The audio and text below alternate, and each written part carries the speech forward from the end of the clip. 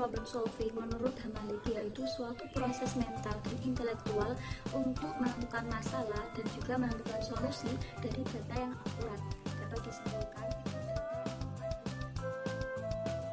Hakikat pemecah masalah problem solving oleh Evan 1994 diartikan sebagai aktivitas yang dihubungkan dengan penyelesaian sebuah cara yang cocok untuk tindakan dan mengubah suasana sekarang menjadi suasana yang dibutuhkan. Artinya, suasana yang dibutuhkan adalah dalam setiap tahapan penyelesaian masalah dibutuhkan sebuah filter dalam menentukan cara yang baik untuk menyelesaikan masalah tersebut. Dengan menyaring berbagai persoalan yang ada, seseorang akan dengan mudah dalam melakukan sebuah proses problem solving dari berbagai masalah yang dihadapinya. Masalah seringkali disebut orang sebagai kesulitan, hambatan, gangguan, ketidakpuasan, dan kesenjangan. Secara umum dan hampir semua ahli sepakat bahwa masalah adalah suatu kesenjangan antara situasi sekarang dengan situasi yang akan datang atau tujuan yang diinginkan. Keadaan sekarang sering pula disebut original state, sedangkan keadaan yang diharapkan sering pula disebut final state. Jadi suatu masalah muncul apabila ada halangan atau hambatan.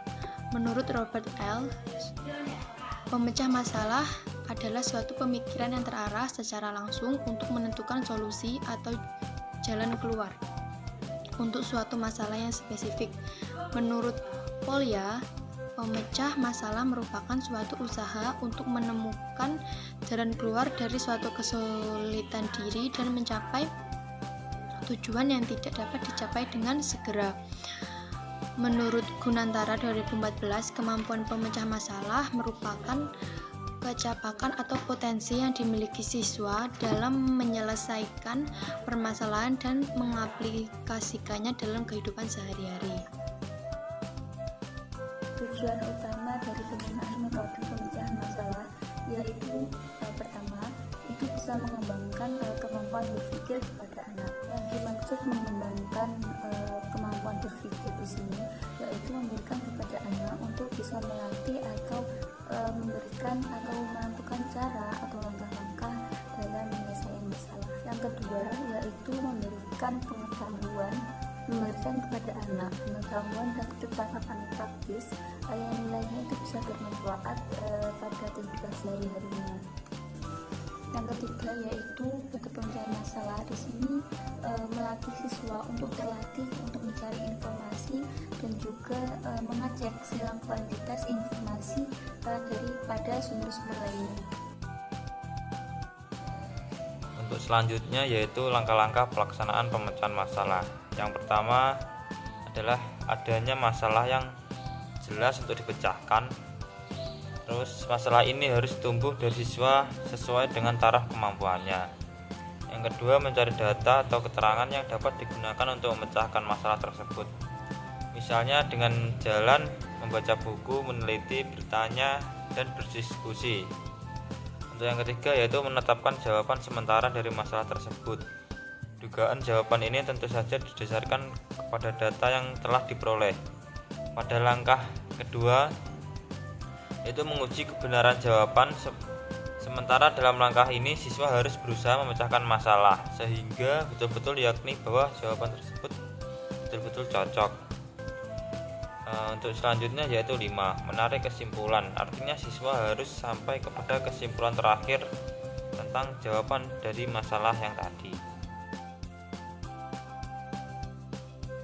Ingin menjelaskan tentang kelebihan dan kekurangan teknik pemecahan masalah. Yang pertama yaitu kelebihan. Kelebihan yang pertama yaitu metode ini dapat membuat pendidikan di sekolah menjadi lebih relevan dengan kehidupan, misalnya dengan dunia kerja. Yang kedua, proses belajar mengajar melalui pemecahan masalah dapat membiasakan para siswa menghadapi dan memecahkan masalah secara terampil apabila menghadapi permasalahan di dalam kehidupan dalam keluarga, bermasyarakat, dan bekerja kelak.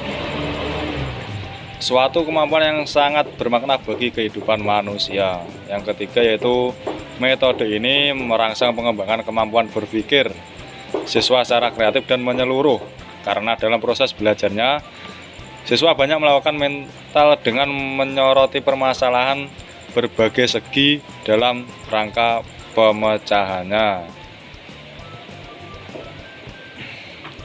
Dan selanjutnya yaitu kekurangan.